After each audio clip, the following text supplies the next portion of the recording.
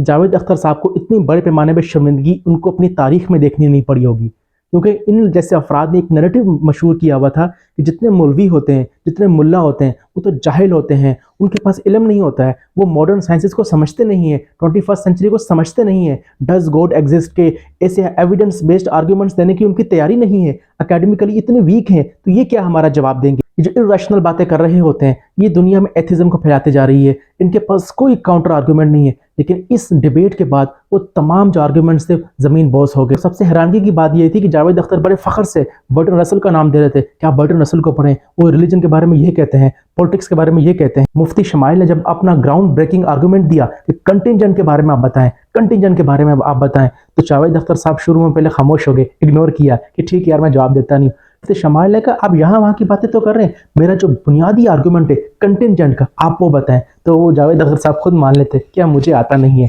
तो फिर उन्होंने समझाया भी सी, उनको तब भी समझ नहीं आया। तो यहाँ पे एक बात समझ में आती है कि जो मौलवियों के बारे में कहते हैं पढ़े लिखे नहीं है, इनके पास क्रिटिकल थिंकिंग नहीं है, 21st सेंचुरी की स्किल्स नहीं है, ये कैसे बात करेंगे, फिलोसफी इनको समझ नहीं आती, पॉलिटिकल साइंस इनको समझ नहीं आती, इंटरनेशनल रिलेशन इनको समझ नहीं आते, ये कैसे बात करेंगे स्पेस के बारे में, टाइम के बारे में। वो तमाम आर्ग्यूमेंट यहाँ पे ज़मीन बोस हो गए हैं। So we really appreciate Mufti Shamail Sahab को